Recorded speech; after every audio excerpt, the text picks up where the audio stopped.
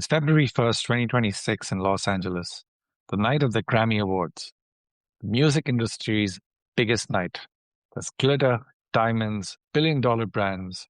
Billie Eilish walks on stage to collect her Grammy for Best Song, and she says, It's just really hard to know what to say and what to do right now. I feel really hopeful in this room, and I feel like we just need to keep fighting and speaking up and protesting. Our voices really do matter, and the people matter. There are mixed reactions from the audience, and within minutes, clips are everywhere. People around the world are sharing their own takes, ranging from support to frustration with Eilish's comments. A week later at the Super Bowl halftime show, Bad Bunny stands on one of the biggest stages in American entertainment. He sings in Spanish and fills the performance with Latin American flags and visuals about migration and identity. At one point, the camera pulls back and you see the Jumbotron displaying the message, "The only thing more powerful than hate is love." Two of the most commercial, tightly controlled events in global culture, and yet politics breaks through. Hello, everyone. Welcome to the Political Dispatch. We analyze politics from around the world. In each episode, we pick a moment and explore why it matters. I'm Lily Mott. I'm Tom Spare. And I'm Sid Kodapati. Today's episode is about music, not as entertainment, not as celebrity gossip, but as political action. Because when artists use the stages like the Grammys or the Super Bowl to say something political, it sometimes feels new, controversial, out of place. But historically, this is exactly where politics has always lived. In songs, in concerts, in the people with microphones. The question isn't, should musicians be political? The question is, why does it matter and what happens when they are political? To answer that, we need to understand what music actually does in politics. So let's start with the Grammy Awards. Award shows are designed to feel apolitical, universal, safe for sponsors. But they're also one of the few times millions of people across from different ages, classes, and political identities are watching the same thing at the same time. And that's an increasingly rare opportunity because we don't share media as often anymore. We live in our own algorithmic sort of bubbles that are becoming increasingly harder to pop. So when an artist uses the space that they have, these platforms to talk about war, racism, migration, human rights, they're doing something very specific. They're hijacking a commercial capitalistic ritual, which I think it's become the way that we watch the Grammys, the way that we watch the Oscars, all of the award shows. They're defying our expectations as viewers about what should happen in spaces like these award shows. They're kind of changing the narrative by taking that platform to say something different. And similar with Bad Bunny at the Super Bowl, the NFL halftime show is peak American soft power. Military flyovers, corporate ads, a celebration of the American spectacle. And into that, he inserts Puerto Rican identity, colonial history, Spanish lyrics, Caribbean aesthetics. He's saying this is America too. And Puerto Rico is often invisible in mainland U.S. politics. I think it's a misconception that Puerto Rico isn't in the U.S. I mean, we've seen that a bunch in the news, except when it comes to disasters and debt crises. And the bad news, I would say, is when Puerto Rico comes into the headlines. But in front of 100 million viewers, Bad Bunny brought Puerto Rico front and center on the world stage, which was incredible. And I think the fact that everyone is still talking about and sharing the clips and dissecting his show is proof of how well he did that. These performances aren't policy proposals. They don't pass laws, but they do something else, which is very important. They shape what people are talking about. And politics isn't just sort of about institutions. It's about what matters, who counts, whose stories are being told and heard, which identities are centered. Music reaches people who would never watch a parliamentary debate necessarily or read a policy paper.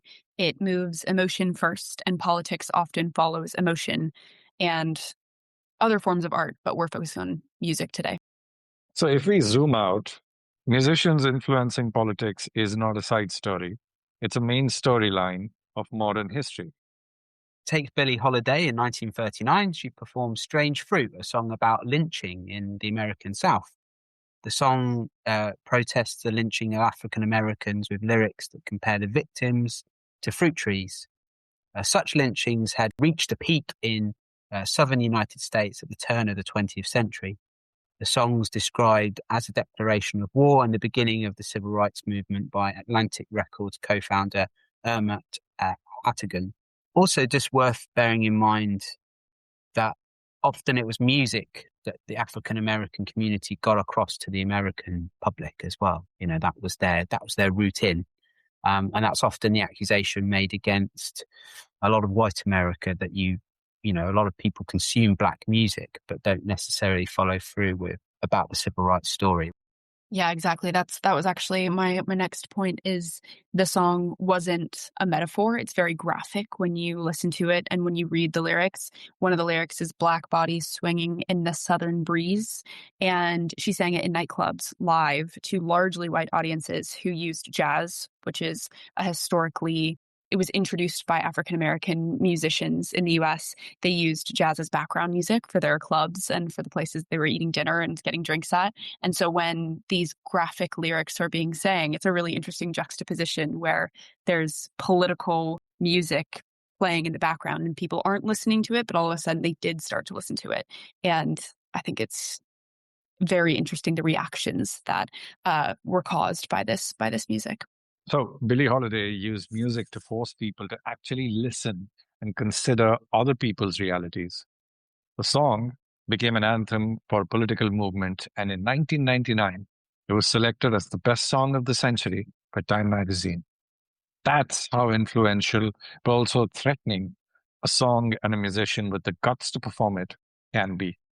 And I suppose you can think about that with lots of examples over a lot of Southern artists. So even someone like Elvis, for example, and the way he performed was very much influenced by the Black church, by his Southern upbringing. And he protested in various ways, had to sign up to the military and so on. But another example is Nina Simone. In the 1960s, when she wrote and performed Mississippi Goddamn, the song captures Simone's response to the racially motivated murders of Emmett Till and Medgar Evers in Mississippi and the 16th Street Baptist Church bombing in Birmingham, Alabama, killing 4 black children. Nina Simone performs the song live, and she sings angrily and sarcastically. If you ever watch a video of the performances or hear the performances, she faces backlash, of course, and Mississippi Goddamn was banned in several southern states. This is the part that I think is so interesting. Boxes of promotional singles were sent to radio stations and were returned to the record label with each record broken in half, one by one. But the song became an anthem of the civil rights movement. And with all of those emotions tied up into it, it became a symbol for people to rally behind. This is the power of music to influence politics. Music gives people language for their anger. It turns private pain into a collective voice. So we moved to Eastern Europe during communist rule. Rock and underground music scenes became spaces where young people could express identities that didn't fit the official ideology. So we think about Havel, for example, President Havel in Czechoslovakia and then Czech Republic. And he was a dissident himself, but music played a big part there. I also think of Western artists that performed at the end part of the Soviet times. So Michael Jackson performed in communist Germany, and Bruce Springsteen did as well. And he's even singing like songs of freedom and various other things like that, making a point that, you know, the regime could not resist because they were so weak by this point that if they didn't allow those musicians to come, there'd probably be riots. There'd probably be uprisings as a result. It shows the power of music. Yeah, and I think South Africa is another good example of this, where anti-apartheid songs from local artists, but also from global musicians, kind of like what you were talking about, Tom, shining a light on issues that were happening in South Africa, helped turn apartheid into a global moral issue. So it's a way of turning up the heat in one way and kind of showcasing what's happening. Cultural boycotts and protest music were a big part of turning on the pressure and turning eyes to South Africa. And I think about Graceland by Paul Simon, and him involving a lot of African, particularly South African musicians. And at the time, that was very controversial, but he wanted to sort of demonstrate that. Those boycotts were replicated in various other fields too, like thinking about sport, for example. But yeah, music was a key component there.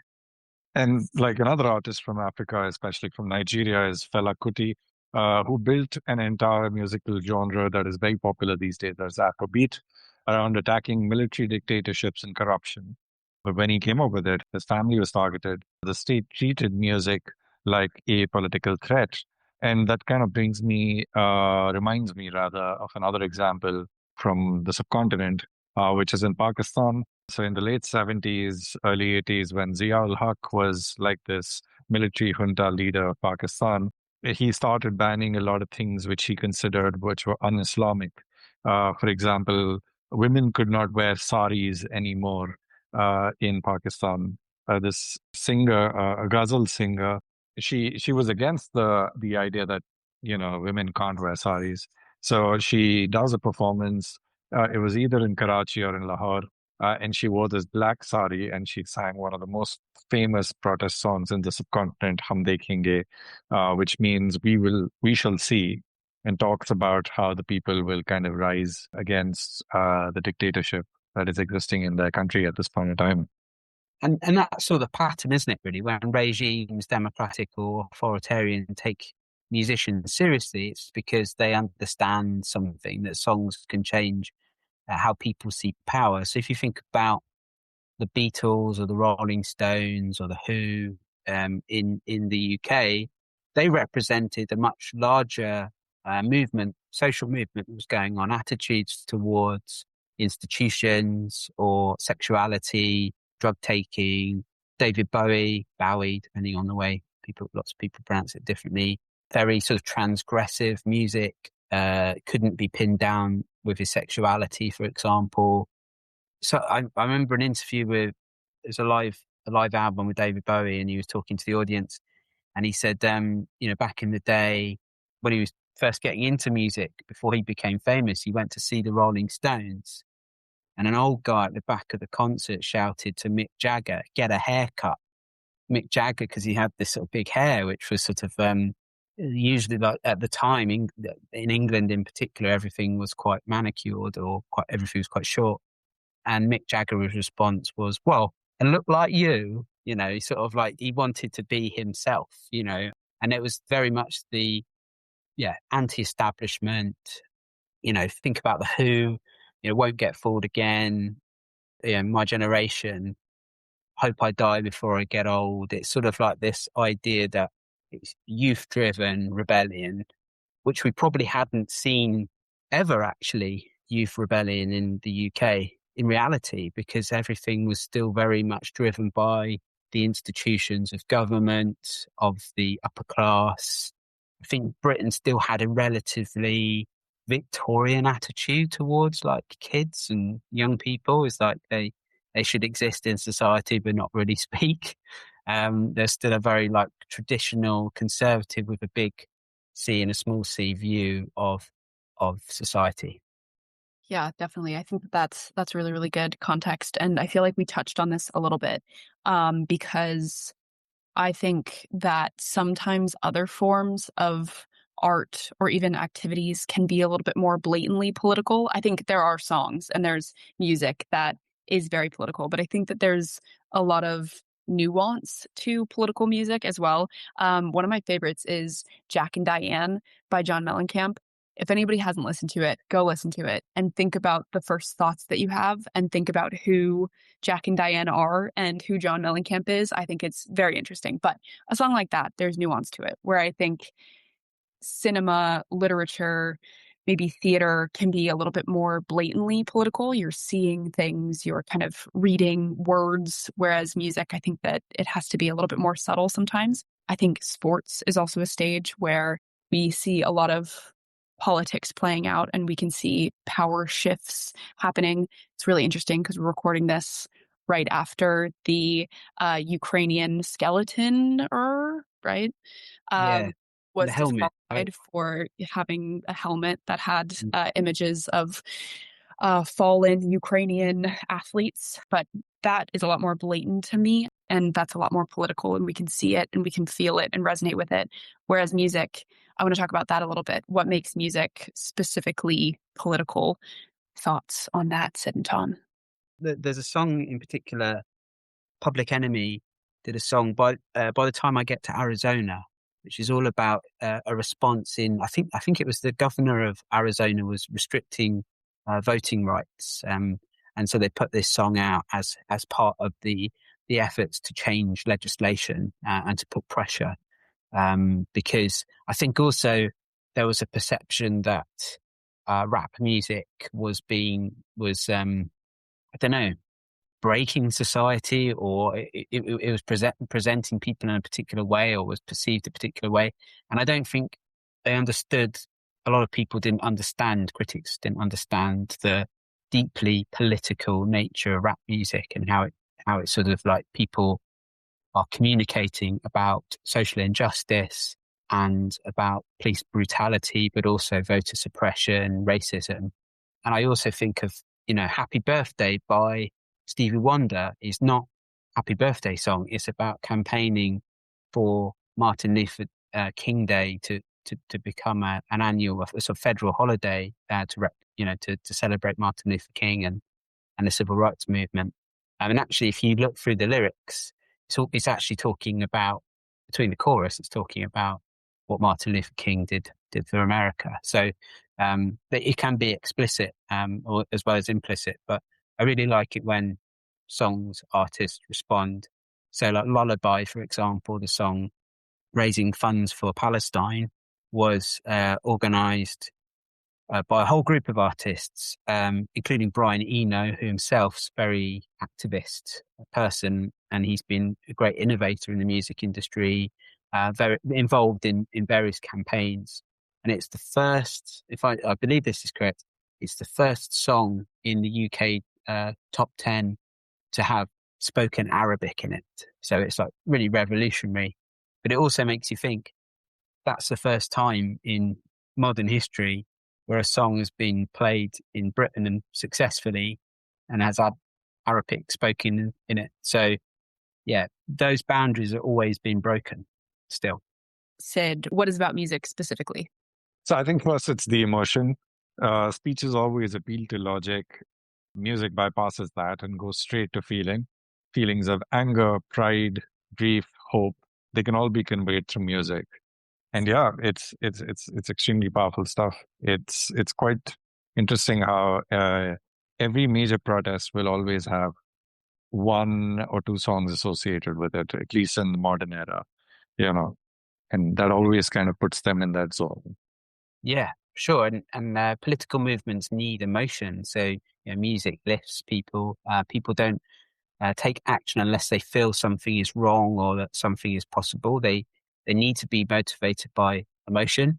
But also I think music is it's an intimate thing too. Like the fact that you're listening, perhaps on your headphones, very personal choice. It's an active choice that you're making. And also I'd say, it's the soundtrack of potential rebellion. If you think about The Times Are Changing by Bob Dylan, telling the previous generation to step away and to let the young come through. But also that these are songs that are timeless as well. They still, like, I went to see A Complete Unknown with Timothy Chalamet as Bob Dylan, and a lot of the themes are still relevant to today as well. So that potency, whenever I hear that song, I immediately think of those images of the civil rights movement, of the marches, of a young Dylan. The fact he was, I don't know, early 20s, 22, I think, or when he wrote that song, but he sounded so old and wise in his voice as well. Yeah, I think that leads really, really well to the memory associated with music. I think it's so much easier to remember a song than it is, a speech or a chant. Sometimes you're singing it, sometimes you're sharing it with people. You hear it all over the place. I mean, we hear music every day in different venues, whether it's, in your own headphones, whether it's walking to work, your commute, whatever it is. Music travels so easily across borders and I think across languages, which Bad Bunny and your example too with Palestine, Tom, I think it's a really interesting example of how globalized we're becoming, where Bad Bunny, sings almost exclusively in Spanish and is one of the most popular artists in the world. So it's kind of proof that just the sound, if we think it sounds good, we might not be singing along with it, just like it. And we can kind of mumble along, we can hum along. But the fact that Bad Bunny's so successful, even though we aren't singing along with it, I think is really amazing as well. So yeah, go him. I guess this is just like me hyping Bad Bunny up this whole episode. That's the thing, like, before the performance, I'd seen him on like the Grammys, and I think he'd done like, SNL, for example. I wasn't that aware of him, but I immediately am drawn to his ability to tell a story, and his ability to unify, and his ability to allow us to hope, and to allow us to celebrate what is such a diverse community in America, Latin America, and the Spanish speaking world in across the American continent, which he was projecting. He's not talking about an American empire. He's talking about the American continent and the American experience that goes far beyond the United States. And the fact that he listed all the countries, for example, like I've seen lots of videos where there's watch parties with people from the different nationalities, and there's like people from Ecuador, and they're like a room full of Ecuadorians, and they're like, he's not going to mention Ecuador. He's not going to mention, and they did. And they just all go crazy. They're like, yeah, cool. Like he's talking for us, sort of thing, Yeah. I think my favorite was Canada. I've just seen everybody. Oh yeah. And then I've seen loads of videos of Canadians then putting on Spanish accents as well. Yeah. It's fantastic. Yeah, absolutely. And I think combining both the emotion and the memory aspect of it, especially at a political stage, our national anthems, of course, we know them by heart.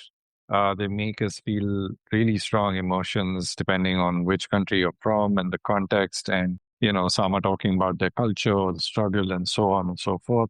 The struggle for independence, of course, that's what I mean. And it creates a sense of us, a sense of community, and it's kind of like the same thing that a lot of the songs that are of resistance and songs that are sung at pivotal political moments and movements in different parts of the world, and they're all resonating with the same emotion. Yeah, 100%. Does anyone know one of the few national anthems that doesn't have any words? Saudi Arabia. Okay, Saudi Arabia might be another one. Yeah, okay. I was thinking Spain's national anthem, because there's the disagreement between the Catalans and the rest of Spain about which version of the language they use. Yeah. So even the songs are controversial. Like in the British national anthem, there's a whole stanza, verse talking about defeating the Scottish, which we don't sing. So they can be controversial as well. And that links to identity. So often artists, represent communities that feel unheard. When they speak, it can feel like representation. Even if they're not elected, this type of representation can sometimes be even more powerful. And also the fact is, songs can be like 3 minutes long. You don't have to read a book, but a song can tell you so much about a moment or, an event, or it's really accessible. Yeah, I think this idea of musicians being cultural figures or being political figures as well, I think it's gotten a lot more debated recently in recent years. I feel like it's probably been for a long time, but at least in my lifetime, I think it's been more recently where it feels like there's a lot of backlash to musicians. And when musicians speak politically, critics are very quick to say, what do you know? What's your educational background? What do you know? Stick to the music. But them criticizing musicians is a political act as well, which I think is, by silencing musicians, the critics are saying your role is to entertain. Your identity might not matter. You need to stick to what you do. Don't shape the public conversation, which I think is political as well. Which is exactly what makes those Grammy speeches and halftime performances extremely significant. They refuse that boundary. They refuse that ruling on the art community. And they showcase how everyone and everything is political in some way. As we've mentioned before on this podcast, if you don't do politics, politics will do you. And that really applies even to the world famous musicians like Bad Bunny and Billie Eilish. Yeah, I love that saying. I think that this is the perfect example of this. Obviously, all of these people who are speaking out, they are representing different communities and they feel really strongly about these causes, which is wonderful. I also do think, though, this is the time to point out that celebrity activism and musicians can sometimes have their limits, and a speech at an award show doesn't necessarily lead to policy change all the time. It can move the dial in that direction and it can start conversations and it can make people pay attention, but it doesn't necessarily influence policy. And I think there's also something to be said about a bit of a contradiction there, which, Tom, you can talk about a bit, which I think Billie Eilish has caught a little bit of flack for. Yeah, and that contradiction is these are multimillionaire musicians speaking about injustice inside hyper corporate events sponsored by huge companies. And this is that element that musicians are still playing in part in a wider system that stokes division and reinforces injustices between people. I mean, you see that in various aspects, the contradictions. I often think about Leonardo DiCaprio, someone who campaigns a lot for the environment, but then is best buds with and goes to Jeff Bezos's wedding. So it's like, what the hell? It seems to be quite a contradiction. Or Taylor Swift, and there's always this question mark of, is she going to intervene? Is she going to be political? She flies a lot. Does she do anything to offset that? But then also, I suppose they become an easy target then for the conversation to move against them rather than the political act. And if any of us were to go into the public sphere and criticize, someone would find something about us anyway. There's always going to be people throwing dirt at you, whatever you try and do. And when you're trying to stand up against something, there'll always be people pointing out your flaws anyway. Yeah, and I think these moments that we saw at the Grammys and the Super Bowl, they can be symbols. And of course, these people standing up, it's an incredibly brave time to do so. I think that that's something that needs to be said as well, just in the context of the Trump administration in the US. It takes a lot of guts to create that kind of moment and to put on that show at the Super Bowl and, to do all of this on an international stage. So I think that's right, Tom, is to bring it back. I think that there's a lot of really important steps that people are taking, even if there is contradictions and even if they're not doing everything they could be doing, it's a step, and that's a good thing. Yeah, and I mean, so well put, Lily. It just kind of highlights the risk, right? Like what they can face in so many ways. It could be a commercial loss. It could, in terms of endorsements, in terms of sales, and so on and so forth. It could be fans, radio play, airtime. It could also be legal issues if you have in countries where you have a slightly vindictive ruling dispensation. And there could be physical harm or imprisonment for speaking about in politics in such scenarios. It sort of brings us to the question about why now is it such an important time for musicians and other celebrities to be speaking up? We're in a moment of political polarization, media fragmentation, and declining trust in institutions around the world. And I suppose, the institutions which those musicians are part of as well, and what role do they play? I think that this is an idea that we've talked a lot about between the three of us about like journalists and kind of the role of journalists versus influencers and different things. And I think cultural figures have become this alternative political messenger role, I think, a little bit. Cultural figures, that could be influencers, but that could also be musicians, just to bring it back to the topic at hand. They're not experts necessarily. They didn't, go to school in politics. They didn't run for office, but they have attention. They have the world's attention and they have stories that resonate with people. And that's really important right now. The Grammys and Bad Bunny's performance are two examples of commercial stages that can't stay sealed off from politics. Politics is involved in everything. And I think that they shouldn't be sealed off. These should be moments where people can have their say and there can be political speech and political action. And that's the thing about democracy, right? A politician may not be a good singer. They might not be able to add value to the culture and the art side of things, depending on who they are. But every other person has a say in politics, right? and they can convey their preference, they can convey their choice, the points of views in different ways. And people in culture is that kind of a space where societies can represent and even argue about who they are, what they choose, and music is one of the loudest parts of that argument. Yeah, so when a musician speaks, they're not stepping into politics, they're already in it. It's just in moments like this when we really notice it. I also think of particular moments where in American politics as well, there's often this overlap on like the campaign trail. So you often get a lot of musicians going out to perform. Bruce Springsteen, I mean, I'm obviously a big fan, so I bring him up a lot because I think very highly of him. But he's very known for going out on the election trail. And when Obama was running in 2008, Springsteen was the hype man. He would come up and play some music before Obama came on stage. I mean, that's a pretty good ticket to get, if you're going to a campaign and you get those two together. But even recently, at the age of, 76 or whatever he is, he produces a song on the streets of Minneapolis, for example.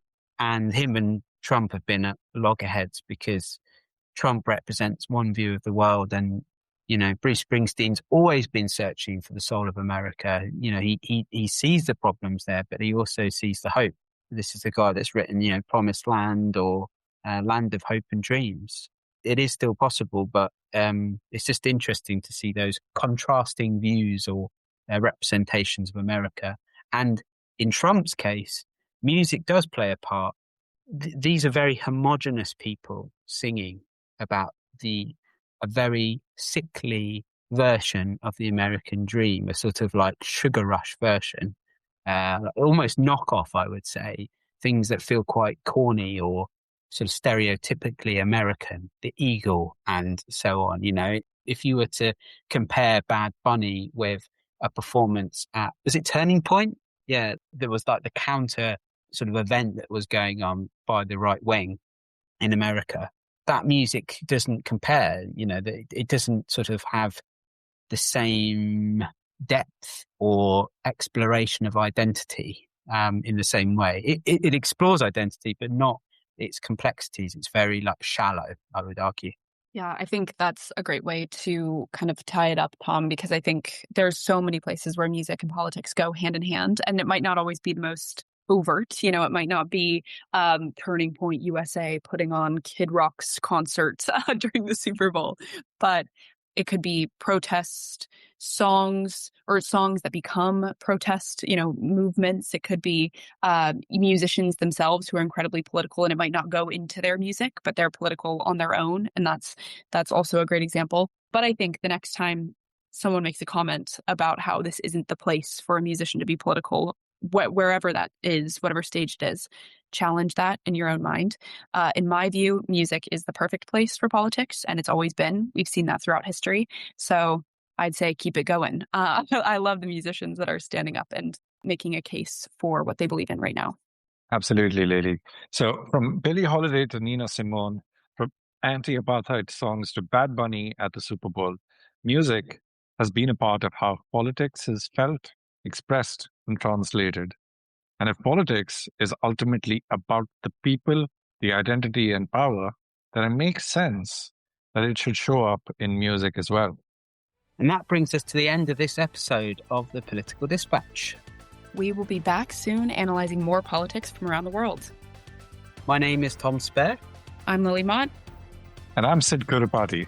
You've been listening to the Political Dispatch.